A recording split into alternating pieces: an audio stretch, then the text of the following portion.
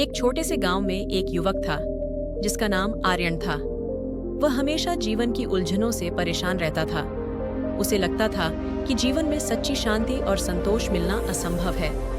हर दिन नए संघर्ष और तनाव का सामना करना पड़ता था और वह यह सोचता था कि क्या कभी उसका मन शांत हो पाएगा। एक दिन गांव में एक साधु व्यक्ति आए जो प्रसिद्ध बौद्ध भिक्षु थे। उनकी शांति और ज्ञान के बारे में सभी लोग बातें करते थे। आर्यन ने तय किया कि वह बुद्ध से मुलाकात करेगा और उनसे शांति का रास्ता पूछेगा। आर्यन बुद्ध के पास गया और उनके सामने बैठते हुए कहा, भगवान, मैं हमेशा मानसिक अशांति से परेशान रहता हूँ। क्या आप मुझे बतला सकते हैं कि शांति कैसे प्राप्त करूं?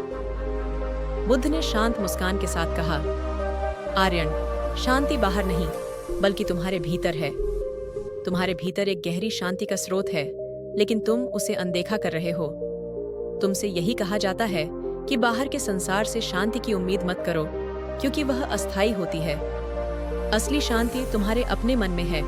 उसे समझने और महसूस करने के लिए तुम्हें अपनी आंतरिक दुनिया को देखना होगा।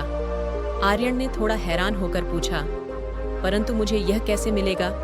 मैं अपने भीतर की अशांति को कैसे दूर करूं? बुद्ध ने उत्तर दिया, शांति का रास्ता सरल है लेकिन कठिन है। सबसे पहले तुम्हें अपने विचारों को पहचानना होगा। जब तुम गुस्से या चिंता में हो तो उन्हें पहचानो, फिर इन्हें बिना किसी मूल्यांकन या जजमेंट के देखो। जैसे ही तुम इन्हें पहचानोगे, तुम समझ पाओगे कि ये केवल विचार हैं, तुम्हारा असली स्वरूप नहीं। ध्यान और श्वास पर ध्यान केंद्रित करने से तुम्हारा मन शांत होगा। आर्यन को बुद्ध की बातों में गहरी सच्चाई दिखाई दी। उसने सोचा कि वह अपनी जीवन की असल समस्या को समझने के बजाय बाहर के कारणों को दोष दे रहा था।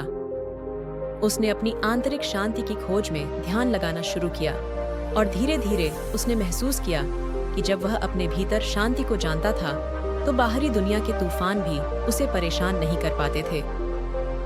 कुछ महीनों बाद जब आर्यन ने अपने भीतर की शांति को महसूस किया तो उसने बुद्ध से मिलकर कहा, भगवान, आपने सच ही कहा था। अब मैं जानता हूँ कि शांति बाहर नहीं बल्कि मेरे भीतर ही थी। बुद्ध मुस्कुराए और बोले, तुमने सही रास्ता पकड़ा है आर्यन। जब तुम अपने भीतर शांति पा लेते हो तब तुम पूरी दुनिया को शांति दे सकते हो। दोस्तों, हमें इस कहानी से यही सीख मिलती है कि शांति का वास्तविक स्रोत बाहर के घटनाओं या परिस्थितियों में नहीं है, बल्कि यह हमारे भीतर है।